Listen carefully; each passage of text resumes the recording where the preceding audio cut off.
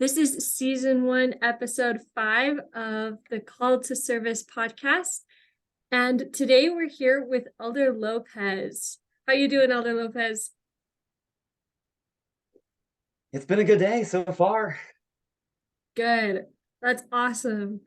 Um, and I think to start out, Elder Lopez, we just want to get to know you and like where you're from and how you got to a service mission. All right. My name is Elder Lopez. I currently serve as a service missionary in Indianapolis, Indiana. So in the North American Northeast area. And I was actually called straight into a service mission from the beginning. Awesome. That's kind of a unique experience.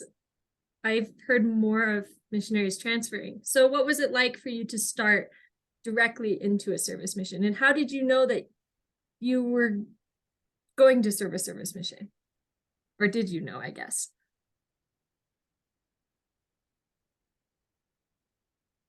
So kind of what my general feelings about it in the beginning, because originally I really wanted to be a part of just kind of be a teaching missionary. That was kind of my dream to, be the typical teaching missionary, but I wanted to go out of the country speaking another language. Um, and then through further, as I got closer and closer to the time when I would soon receive my mission call, I kind of felt that, chances for speaking another language were still out for me, but I wasn't exactly going to be doing the precise dream mission that I was thinking of. Mm-hmm. And then the call came that I was going to be a service missionary, and I just felt myself rejoice because not only is service something I'm huge on, something Mm-hmm. I've been doing for pretty much my whole every year since I've been a youth. Uh, it's one of those where now I get to really expound and see, now that I won't have like work or schooling to worry about, what more can I do service wise. That's amazing. So you weren't like sad or like surprised. You were just super excited. Very excited. That's awesome. Good for you. Um, so my next question is, what happens when you start a service mission? How do you how do you start a service mission? Because you don't go anywhere, but what's kind of the process? Yeah.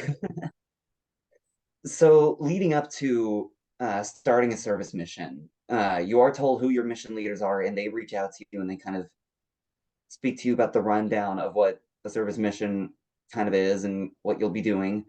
They work with you to start getting a good schedule started at least, so that you at least have some service assignments to go to at the beginning of your mission. And then they also get you set up with the dates for your service missionary training. In my case, they had actually got me started on my service missionary training before I was even set apart, which was actually around the same time that your husband was coming up on finishing his, and he was my facilitator actually. Um, so they kind of set you up with when your service missionary training is going to be, kind of help you uh, really set in stone, like uh, when you can be set apart based on how everything times out. But it's really a whole long process. Well, not long, kind of depends how soon your date to be set apart as a missionary is. Mhm. But they kind of help guide you into getting your schedule figured out, and uh, just kind of helping you understand what are kind of your responsibilities as a service missionary. Since you're here at home, you still have all these things available to you. Right. That's amazing. So it doesn't sound like you really get lost or anything. They keep pretty good track of you and like what you need to be doing, and they'll start showing you, right? Yes, they do. Awesome. So I went to uh the regular MTC. Actually, I did my all of my MTC training online because it was during COVID. But Yeah. what is the difference? Like, what happens during SMTC? What kind of things do you guys talk about? So for me, because a lot of the missionaries that were in the SMT were all transfer missionaries, I was the only one called from the get-go. What real Well, that's a lie. I wasn't the only one. It was, from my understanding, it was me and one other missionary from the same area as me who were called straight into a service mission. Other than that, from my understanding, almost everyone else were transfer missionaries. A lot of the uh, service missionary training was revolved around the Adjusting to Missionary Life handbook, kind of getting everybody familiar with that. But then along with that, we would also have just a chance to kind of familiarize ourselves with one another, kind of have like a fun little get to know you question. One of us would then teach a preach my gospel lesson so that we still had that sense of missionary side to everything. Mhm. And then there would just be a guided lesson on something. I can't remember what. I still have like all the notes from when I was in the S&T. So I let's see. Yeah, because I had put down like things from like who was going to be or who taught the preach my gospel lesson, who uh, led our spiritual thought, who led the discussion for the adjusting to service missionary life, and then it was just a different lesson from then on, just kind of something to help us stay in tune with the gospel, whether it was like studying conference talks, studying the scriptures together, just something that can help us gauge ourselves more in a gospel sense who we are. That's beautiful. That sounds so fun. Just like a big, like, group study with people from all over the place, right? It really That's was, yeah. That's what it felt like.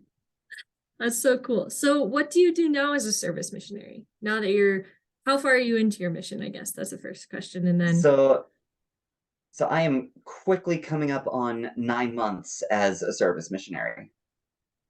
that's so cool. There you go. And Yeah. yeah, and then what assignments do you do? Oh, I got a long list, so brace yourself here. Okay.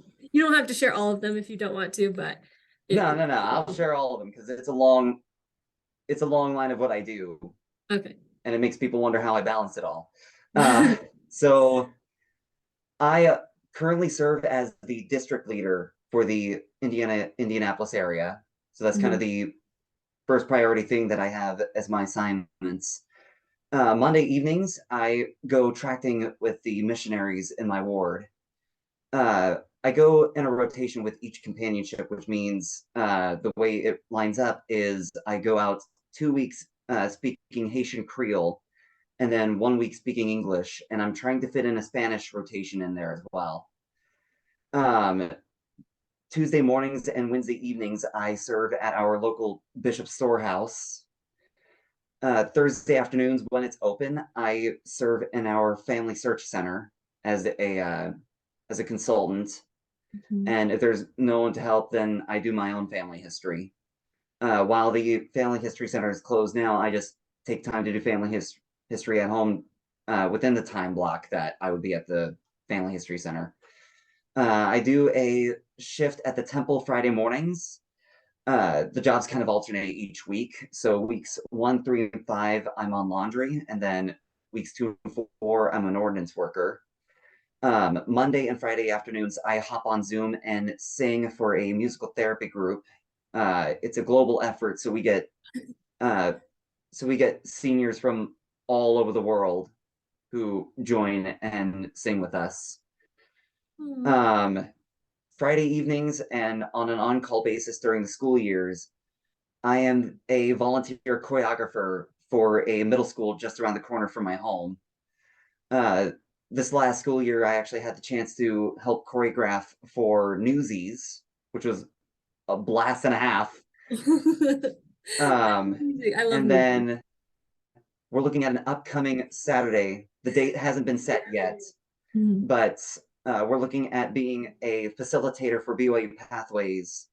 The primary basis of my facilitator duties will be to help the students ease out of their native language into English. I was originally assigned to the Caribbean to help people in Haiti do that, since I'm fairly proficient in Creole, but they reassigned me to South America for scheduling reasons. Mhm. So at this moment, I'm learning Portuguese and Spanish for their sake. Wow. That is amazing. You just like opened up my eyes to so, and I think probably to the audience of just how many opportunities there are for service. Like there's no Yeah. excuses. You can even like get on the internet and sing and do therapy for people. Like that's amazing. That's so fun. So Yeah. what, how did you learn Creole and like the languages that you know? So, That's a um, huge door to open for people. so from, yeah, it really is. So the whole prompting to kind of just learn another language kind of started before my mission, in the years leading up to my mission. So for about 2 years, I've been learning something completely different, because I felt like I needed to start learning a language that was not your typical Spanish or French, Hmm. despite the fact that I had started learning French in high school. So after high school, I took on Swahili. Mm. Um, and then the moment I got my mission call, kind of felt an even bigger prompting that I should take on another language, which was Haitian Creole, since the ward I'm in is one of two wards in the whole state of Indiana that has a Haitian like a large Haitian population. Like right now, our ward has its own Haitian group, so all the Haitians meet separately from uh, the typical ward meetings. They kind of have their own sacrament meeting, similar to like a branch would. Okay. Uh, Yeah. so I so I felt that strong impression that I should start learning Creole at the beginning of my mission. Hmm. Um, and then I didn't start fully gaining proficiency in speaking it until I felt like I needed to start having a uh, like I started needed to start going out with the Creole speaking missionaries assigned to my ward. So I kind of told my mission leaders in early 2023, so early this year, uh, starting late January, I want to start adding Creole speaking to my tracting rotation. Hmm. And when I announced it to the missionaries, they've just been counting down the weeks until I would start doing that. And then since then, vocabulary for Creole has just increased, and uh, they've helped me out with learning resources. Like I've been using Duolingo for a long time to help with that. But then they've also introduced me to language a language learning app called Embark, which Yes. is something similar to Duolingo, but it has more gospel based terms for you to learn. Hmm. And what I like about it is that uh, it even has gospel based phrases for you to learn and remember, so that you can kind of piece things together as you so please to kind of formulate your own sentences in Hmm. different situations. Like in my case with learning these languages, kind of the things I've tried to learn specifically is more saying hi, how are you, or introducing myself and saying that I'm a service missionary for the Church of Jesus Christ of Latter-day Saints, especially if I'm with the missionaries and I'm speaking to a non-member Hmm. who, of course, knows who missionaries are, and they ask, like, why aren't you from another state, or why aren't you from another country? Right. So, yeah. And so, with those resources, I've also had the resources of people who naturally speak that language. So I'm friends with a lot of Haitians in our area who have helped guide me in uh, kind of verbalizing more, uh, how to kind of guide myself around the common areas since they already know I know well enough about the gospel side of things. Mhm. Um, and so much that round about maybe 1 month or 2 months into learning Creole and speaking it, I was able to guide a few Haitians in our area around the bishop's storehouse when they would come in for an order, just on the fly.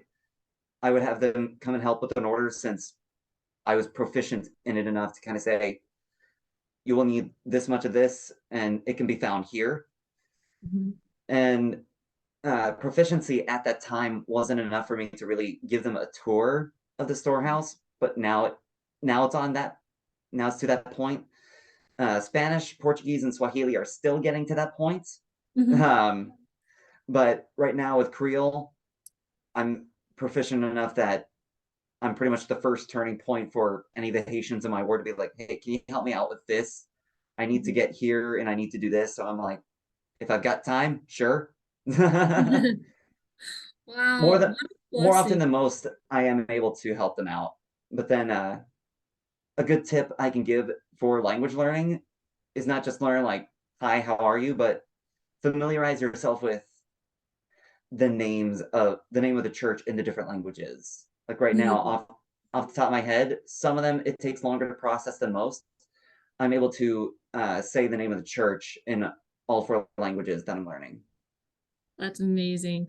What a great opportunity, and so many people that you can bless with knowing all of those different languages. That's so cool. Um, so next, I was just thinking if you would like to share your testimony, or you could start with a mission scripture or something from um, Adjusting to Service Mission Life, the different service missionary handbooks, whatever you feel may help service missionaries going into the service mission, or just members of the church in general. Yeah, do you have anything that you'd like to share? Um, Man, there's a lot. I know. It's kind of a there's heavy question. I should have there's made it really more specific. yeah. There's really a lot I can share. One of the things that I've had to help counsel my own district in learning is not to be afraid to use your talents as service. Because in the years leading up to my service mission, I was very huge on dance. I actually want to take up professional dance and competitive dance after my mission. Mhm. Kind of one of the things I uh, I knew I would sacrifice in taking on a service mission was seeing that dream come to light sooner. Like before Mhm. my mission, I was going all over the state of Indiana, kind of hitting up different dance clubs and just broadening my horizons and learning all these different dance styles. Like right now, I'm very fluent in more than 10 different dance styles right now, and I can teach those pretty fluently as well. Mhm. Uh, and when I first got called as a service missionary, I never really thought that I would have to use my talents for dance Mhm. uh, as a service missionary until someone in my ward referred me over to the middle school that I teach dance for and said, "Hey, we got a service missionary who's doing nothing but community service. He he's able to teach dance. He knows all these different styles. If you wanted to come in and you want to talk to him about this, we managed to get that set up, and now I've got this assignment." So it's definitely one of those you really can't be afraid to put yourself out there and Mhm. make your talents known because you really don't know how much your talents are going to benefit somebody. Like I actually just had an experience yesterday, so really fresh. Mhm. When I was out doing my Creole speaking tracking assignments, uh, we had we were trying to speak to this young child, or not this young child, but this family, and we had this young child who was being rather disruptive. He's 3 years old, so it's not like he knows Right. that much, but Right. he was being a little disruptive and a little distracting to the missionaries who were trying to set up an appointment to then meet with them and share with them a lesson. Mhm. And one thing I'm heavily known for, not just in my district, but anybody who knows me, is that whenever I dress up in a white shirt and tie or just a suit, basically just Sunday clothes in general, I always have, I always don a Lego tie clip Mm-hmm. as a huge Lego fan myself. So I Mm-hmm. always don myself with a Lego tie clip, and the design of that tie clip being different every time I dress up. And at the time, it was designed to be the flag of Haiti, and so I kind of felt moved to uh, kind of pull myself aside from their conversation, setting up the lesson, and kind of interact with this young child. So I took off the pieces of my tie clip, kind of showed him what it was, kind of took it apart, show him what you could do with it, Mm-hmm. uh, put it back into Haiti, and he was like, "Whoa!"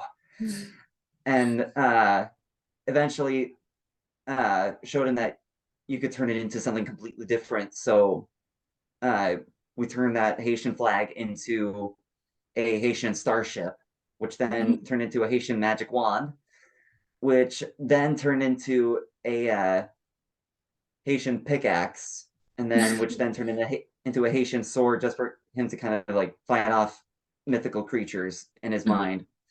But it was one of those where his imagination ran endless, and he and I were able to just play with one another while the missionaries kind of put their focus into getting this appointment set up with his parents. Mm-hmm. And what kind of further solidified that influence that I had on him was when we were leaving the laundromat that we were in. Mm-hmm. Uh, and they were trying to get the kid to give me back the Lego pieces, which quite honestly, I wouldn't have minded if he had kept it anyway. I have plenty more. Yeah. And when they kept telling him to give it back, I kind of went up to him and was like, kind of kindly said, "Can I have it back?" Of course, I said it in Creole. I say it in English now, but I say it Right. in Yeah. Creole because it's not like anybody's going to understand me if I say it in Creole. Right. But kind of kindly asked, "Can I have these pieces back?" He gave it back and just left me with one pretty mild hug, kind of like kind of a thank you hug. And then as I started to walk away to meet with the missionaries, I hear the family behind me say, "All right, say goodbye to him." And then I look behind me, I see he's following me as I Oh. as I go to meet with the missionaries. And as he's saying, "All right, say goodbye to him," and he does say goodbye, but he doesn't say goodbye to me. He turns around and says goodbye to his family. So it's like he's insistent on coming with me and the missionary. Kind of slowly start walking now. I slow down my pace so that he still has view of his family. Mhm. This process repeats a few times, and then I'm like, "I have to leave now. Go back with your family." And he's like, "Oh." And so before his sister can come and take him away, I kind of get down lower to kind of be more eye level with him and kind of say, you know, uh, I can't remember. Dang, I have to say it in Creole now in order for me to fully remember what I said. That's okay. Either way is fine. I mean, that helps. Yeah, because what I said was, "Mueves buen patiu, me espere, me espere weu uncle," which is, I need to, I need to leave you, but I hope to see you again. Mhm. And this was just before uh, his sister comes to try and take him away. I say that, and then he just gives me the biggest Oh. hug, just kind of like that big goodbye hug, kind of the Mhm. big hope that hopefully we'll see each other again. Oh. And then I was able to meet up with the missionaries. It was just one of those where it truly solidified to me what kind of a greater service even just your hobbies Mhm. can have.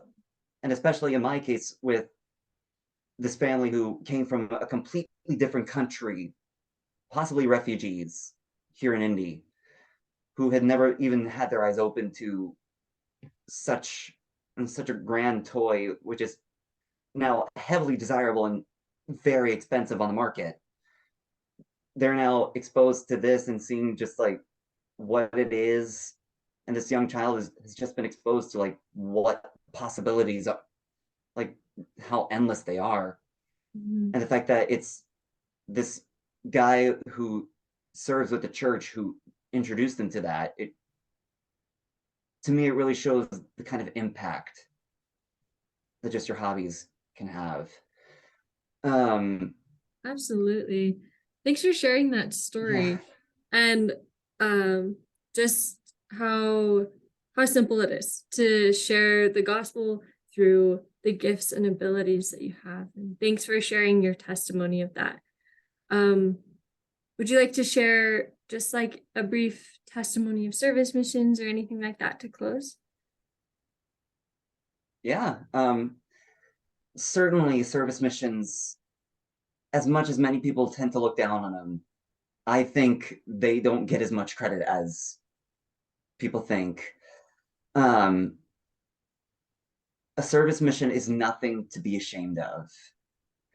One thing that I've learned throughout my service mission is I am where I need to be as a missionary, because the Lord truly knows you better than you think, and he knows to what capacity he needs you to serve in to help spread the gospel.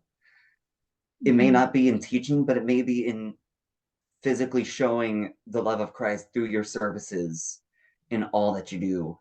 And he truly knows to what capacity you can serve in. Because uh, I know in my case with my service mission, I only anticipated uh, speaking only one extra language as Mhm. part of my mission.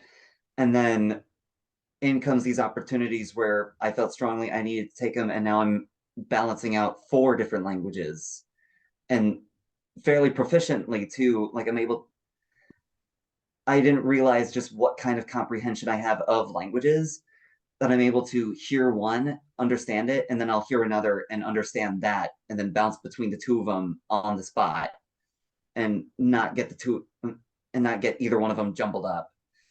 That's amazing. So it's truly one of those where a service mission really helps you more understand about yourself and understand the talents you didn't even know you had.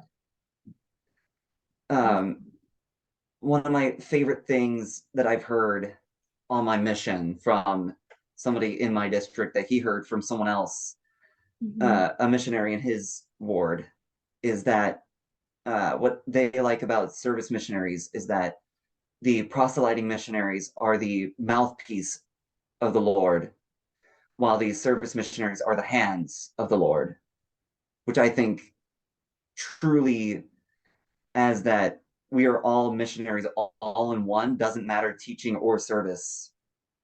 We're all doing the same work, just in our own different, unique ways.